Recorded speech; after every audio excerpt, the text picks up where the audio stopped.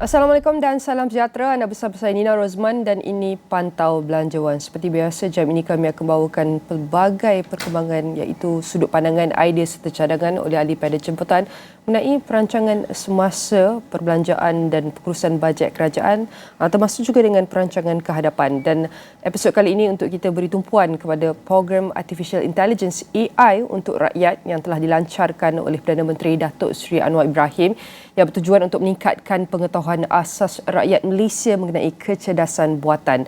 Dan program AI ini sasar 1 juta peserta dalam tempoh 3 tahun, kata Menteri Ekonomi Rafizi Ramli.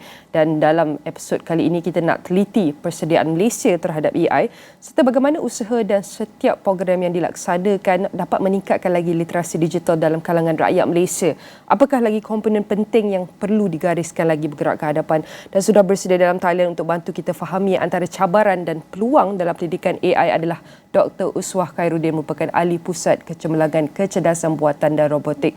Khairul, saya nak ucapkan terima kasih Doktor kerana sudi meluangkan masa bersama kami pada jam ini. Pertama sekali Doktor, kalau kita lihat menurut laporan ataupun kajian daripada World Economic Forum yang menunjukkan bahawa kebanyakan pakar ataupun ketua ahli ekonomi berkata penerimaan dunia ataupun global terhadap AI ini kebanyakannya lebih mudah, cepat, datangnya daripada iaitu ekonomi berpendapatan tinggi berbanding daripada berpendapatan ekonomi berpendapatan rendah. Mereka memerlukan masa yang agak lama sedikit. Jadi untuk kita lihat dalam konteks ekonomi Malaysia, apakah realiti ataupun trend teknologi AI di Malaysia ketika ini dan bagaimana penerimaan Malaysia sendiri terhadap AI dan tahap kesediaan negara? Okey, Bismillahirrahmanirrahim. Saya Uswah daripada Cairo UTM. Untuk kita lihat kesediaan negara kita di dalam menghadapi ataupun mengadaptasi AI untuk ekonomi, masyarakat dan sosial. Pada tahun 2020, kami punya Government Readiness Index ataupun kesediaan kerajaan untuk mengadaptasi AI adalah di tangga 28 di tangga global yang ke-28. Tetapi pada tahun 2021 kita telah keluarkan hala tuju AI kebangsaan, dan selepas itu terdapat beberapa usaha yang telah dilakukan, dan pada tahun 2023 kita nampak ranking tu Malaysia telah naik di tangga 23 berbanding tangga 28 sebelum ini. Jadi kita nampak beberapa usaha kerajaan telah pun berjaya untuk membawa rakyat Malaysia ke tangga yang lebih tinggi. Jadi kalau kita lihat apakah antara cabaran apabila bercakap mengenai AI, kita tahu teknologi AI ini bergerak dengan pantas, pesat, laju dan kita boleh cakap walaupun canggih tetapi ia semakin kompleks. Apakah antara cabaran-cabaran apabila kita bercakap mengenai iaitu pendidikan AI ini?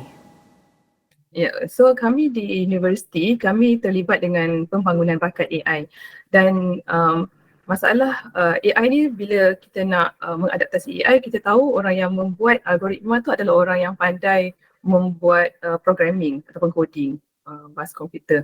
Jadi kita kekurangan kepakaran dalam bidang coding ini dan juga asas matematik kerana untuk membangunkan algoritma AI, seseorang itu perlu mempunyai asas matematik yang kuat. Yang itu daripada segi pembangunan bakat. Dan cabaran kami untuk membawa AI untuk diadaptasi ke industri adalah industri itu sendiri yang kurang faham mengenai AI, terutamanya industri kecil dan sederhana yang iaitu yang menjadi tulang belakang Malaysia ekonomi ini. Jadi bila kami pergi ke industri sederhana dan kecil, apa yang kami perlu buat adalah untuk memberi kefahaman tentang AI, dan sebelum kami lihat apa masalah-masalah yang dihadapi oleh company-company ini yang buat kami boleh selesaikan dengan AI.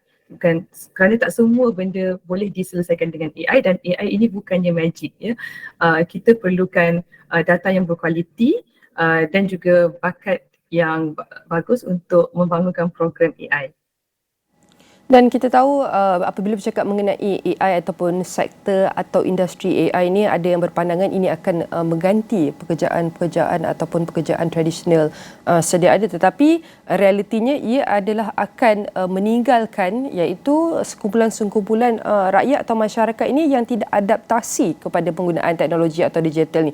Mereka adalah antara golongan yang akan terpinggir dan tertinggal daripada segala perkembangan ataupun adaptasi teknologi digital dan AI. Dan kalau kita nak bercakap mengenai iaitu antara bidang ini, kita tahu usaha program ataupun peluncuran AI ini adalah antara usaha kerajaan untuk rakyat, dan ini adalah antara, kita boleh cakap, inisiatif, ada inisiatif dalam usaha untuk memperkasakan lagi agenda digital kita. Dan kalau kita lihat, bidang digital dan tech adalah satu industri daripada 5 industri high growth high value HGHV yang menjadi teras kepada penstrukturan ekonomi negara. Dan kalau kita lihat, Kementerian Ekonomi telah bekerjasama dengan kementerian, agensi serta industri, termasuk juga dengan institusi pendidikan untuk membangunkan pelan dan program khusus yang macam ni dan pelbagai lagi yang akan datang.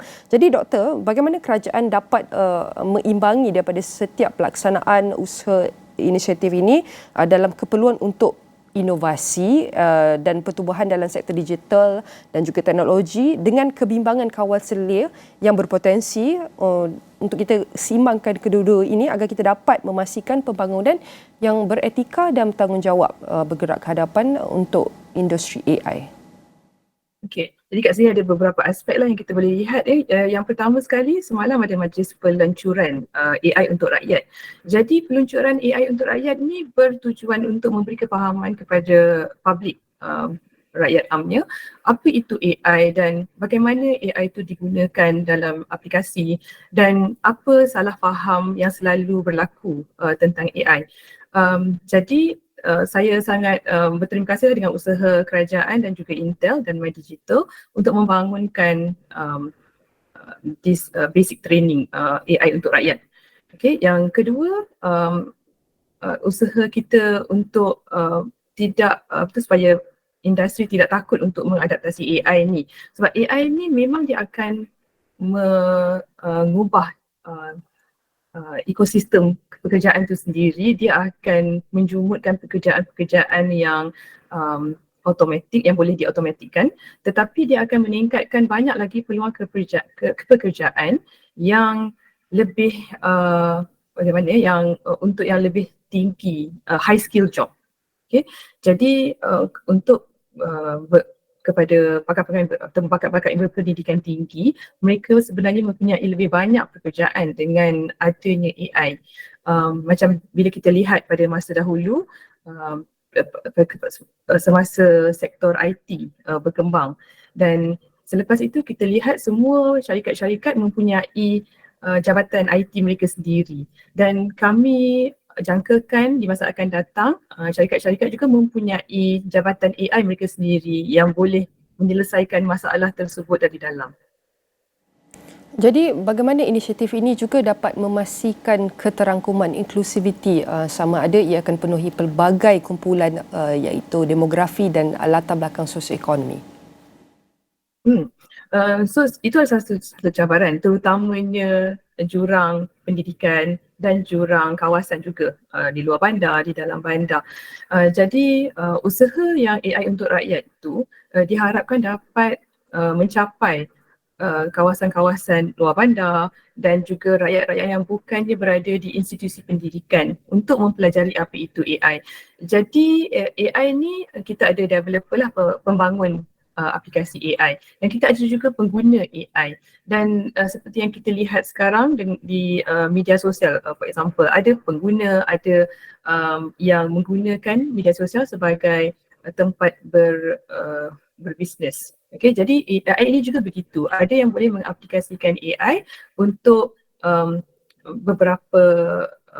untuk menyelesaikan beberapa masalah yang mereka boleh gunakan saja dan menjadikan itu bisnes tanpa membangunkan aplikasi tersebut. Dan apabila kita dah bangunkan aplikasi tersebut, kita nak pastikan keberkesanan pendidikan AI daripada platform ini. Jadi bagaimana untuk sebenarnya kita menilai the depth and breadth maklumat tersebut? Adakah ia merangkumi setiap aspek asas AI termasuk komponen-komponen advance untuk tingkatkan pengetahuan rakyat ini? Sebenarnya AI ni ada banyak level lah ya. Ada yang very simple AI uh, untuk masalah yang agak simple, dan juga yang very complicated yang memerlukan deep learning network dan sebagainya. Dan kita boleh memberi kefahaman asas kepada umum, dan yang lebih rumit tu kita perlu memberikan kiranya apa-apa maklumat yang dikeluarkan oleh kerajaan, for example, perlu transparent daripada segi apa data yang digunakan dan apa algoritma yang digunakan untuk memproses data tersebut untuk menghasilkan keputusan yang atau outcome. Jadi saya rasa di sini yang pentingnya transparansi untuk data dan juga algoritma yang digunakan, dan juga kita perlukan juga AI governance, dan sekarang ni masih lagi dalam usaha kerajaan untuk melengkapkan AI governance dan data governance, dan seperti yang diberitahu oleh YB Rafizi semalam, selepas ini akan ada Kementerian Digital yang akan melihat kepada usaha data governance ini. Sudah tentu kita memerlukan iaitu antara langkah untuk pastikan ketulusan terhadap bukan sahaja pembangunan tapi kepada penyelenggaraan inisiatif AI ini sendiri. Jadi apakah antara bentuk ataupun langkah accountability yang diperlukan untuk tangani sebarang kebimbangan, kerisauan atau rintangan cabaran yang mungkin timbul semasa setiap pelaksanaan ataupun daripada usaha ataupun program inisiatif ini? AI ni berbalik kepada data lah. So kalau data tu yang digunakan berkualiti, jadi dia akan menghasilkan program yang berkualiti. Jadi data governance itu sangat penting, di mana semua keputusan-keputusan yang dibuat menggunakan algoritma AI disekalikan dengan maklumat-maklumat mengenai data dan bagaimana data itu diproses sehingga menghasilkan outcome. Jadi itu adalah cabaran sebenarnya, bagaimana kita hendak membuat semua orang telus dengan data apa yang mereka gunakan, dan bagaimana proses penghasilan data tersebut juga, yang itu juga sangat penting. Betul lah. Dan Dr. Suat, bagaimana untuk kita lihat tahap kesediaan dan kemahiran daripada segi tenaga pengajar ataupun trainer ini? Adakah mereka memerlukan iaitu sedikit renovation terhadap iaitu design ataupun model-model silibus ketika ini, ataupun mereka memerlukan iaitu antara program-program baru untuk menangani antara isu-isu kebimbangan dalam iaitu pendidikan AI? Tapi jangan ke mana-mana Dr. Uswah, kita akan berrehat seketika dan kembali selepas ini.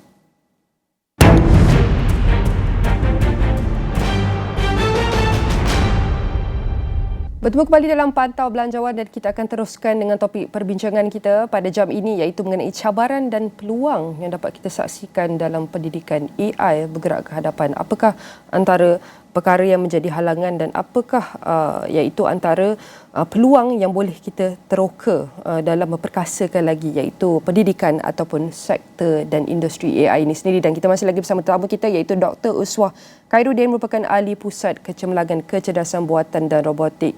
Khairul, saya nak ucapkan terima kasih Doktor kerana masih setia bersama kami. Doktor, tadi sebelum berhenti rehat, banyak yang telah Doktor kongsikan antara penerimaan Malaysia terhadap AI dan bagaimanakah antara realiti dan trend teknologi AI sedang bergerak ketika ini. Dan sekarang ni untuk kita lihat antara usaha kerajaan telah menyediakan antara program yang free ini kepada rakyat untuk memperkasakan iaitu ilmu pengetahuan asas mereka terhadap kecerdasan buatan ini terutamanya. Jadi bagaimana untuk kita lihat iaitu selain daripada iaitu berpandukan daripada data-data ini untuk statistik ini, bagaimana untuk kita lihat daripada segi kerjasama rentas kementerian, rentas agensi, rentas sektor seperti iaitu kerjasama antara institusi pendidikan, penyelidikan termasuk juga dengan industri, apakah bentuk kerjasama ataupun mekanisme yang boleh kita dapat saksikan dalam mengukur kesan program terhadap tahap celik digital rakyat ni, bagaimana kita dapat pantau petunjuk seperti peningkatan kesedaran mereka, peningkatan pemahaman tentang AI dan perubahan dalam tingkah laku yang berkaitan dengan penggunaan teknologi selain iaitu melihat kepada data-data dan statistik. Adakah kita perlu lihat daripada segi polisi atau dasar? Bagaimana Doktor? Ya, betul. Kita perlu juga lihat daripada segi polisi dan dasar yang dikeluarkan negara dan juga bajet tahunan lah. Jadi untuk negara Malaysia, Perdana Menteri telah memberi mandat kepada UTM untuk membangunkan fakulti AI yang pertama di Malaysia, dan Perdana Menteri telah mengalokasikan sebanyak 20 juta ringgit Malaysia untuk membangunkan fakulti AI.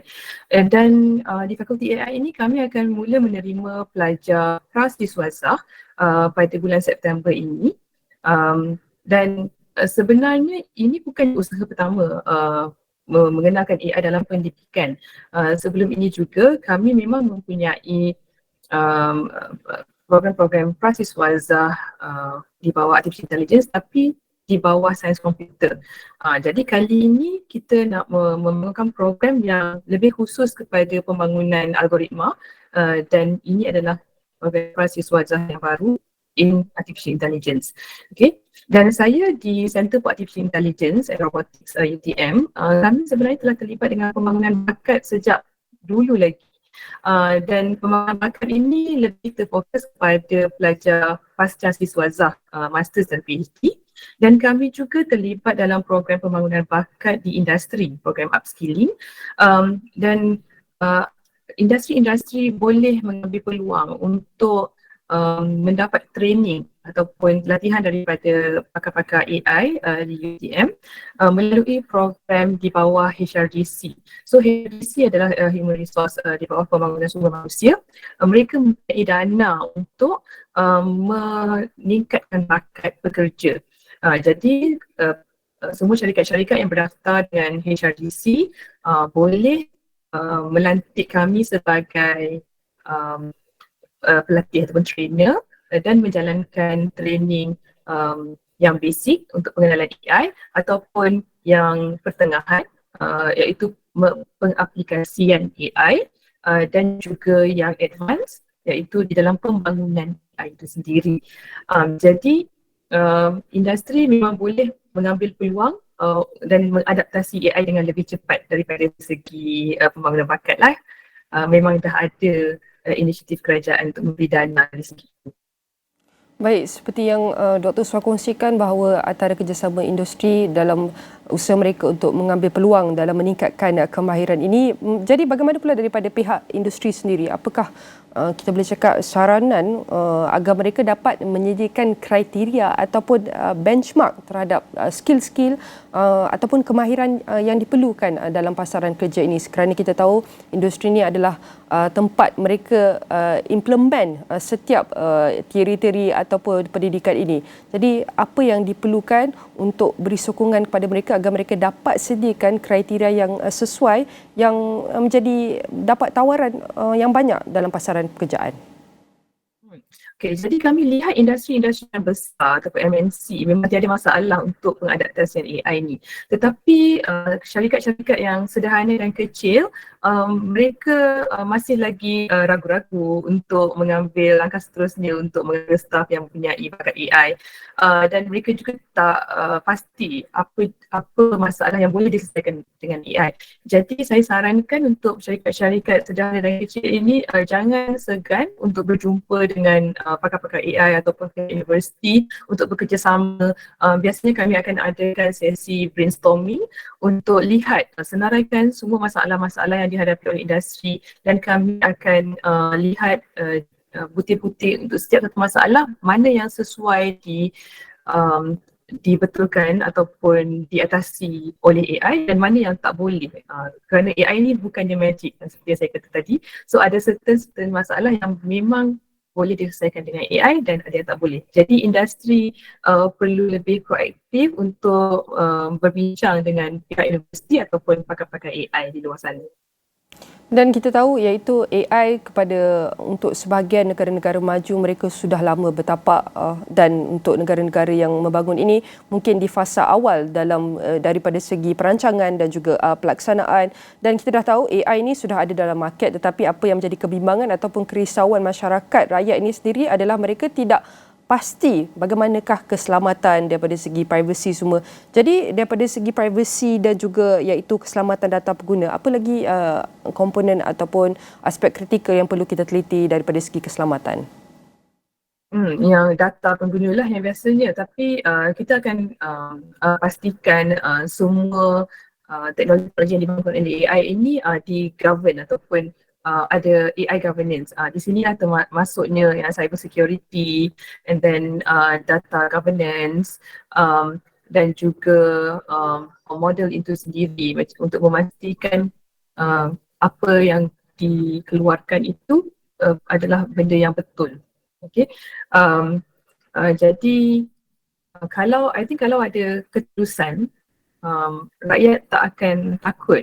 Jadi di sini ada dua usaha lah. Satu untuk memberi AI awareness, dan yang kedua adalah ketulusan dari segi data, macam mana mendapat data, dan dari segi proses, macam mana proses data itu diproses dengan model AI. Jadi serba sedikit kefahaman terhadap model AI itu perlu juga diketahui oleh rakyat secara umumnya. Jadi untuk kita lihat bagaimanakah pendidikan generatif AI ini dapat memacu produktiviti dalam pelbagai aspek pada masa sama untuk kurangkan risiko ataupun ancaman. Generative AI? Jadi bagaimana untuk kita dapat lihat pendidikan AI ini, generatif AI ini dapat memacu lagi produktiviti pada masa sama kurangkan risiko dan kebimbangan ini? Saya sarankan rakyat mula menggunakan teknologi yang ada, kerana daripada situ baru kita dapat mengenal pasti apa masalah-masalah yang akan datang. Kami di universiti ni kami dah berjumpa dah berbagai cabaran juga apabila terdapatnya teknologi generatif AI, di mana pelajar-pelajar telah mula menggunakan AI untuk membantu mereka membuat laporan dan sebagainya. Tetapi kita tidak boleh halang teknologi itu daripada digunakan oleh pelajar.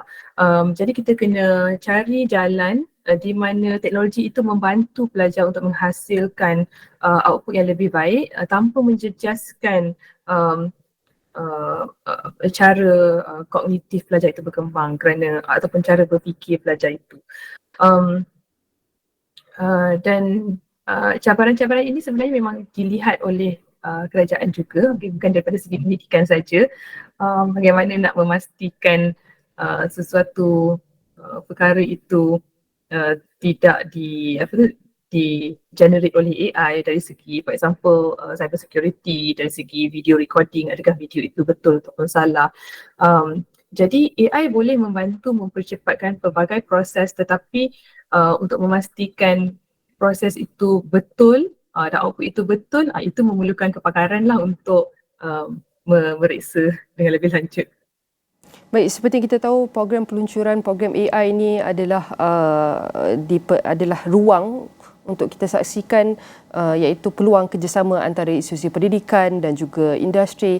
Tetapi kalau kita lihat daripada silibus, adakah wajib kita adakan silibus pendidikan AI ini yang wajib untuk kita memahami sesuatu generasi, bagaimanakah tahap pemahaman mereka terhadap AI ini? Adakah patut mula daripada peringkat rendah lagi ataupun kita perlukan tengok balik silibus-silibus sebelum ini dan just kita revise saja semula? Bagaimana, apakah pandangan Dr. Uswah? Saya rasa untuk bahan-bahan pendidikan tentang AI sebelum ni adalah agak di level yang tinggi sebab ia digunakan oleh pelajar di institusi pendidikan tinggi.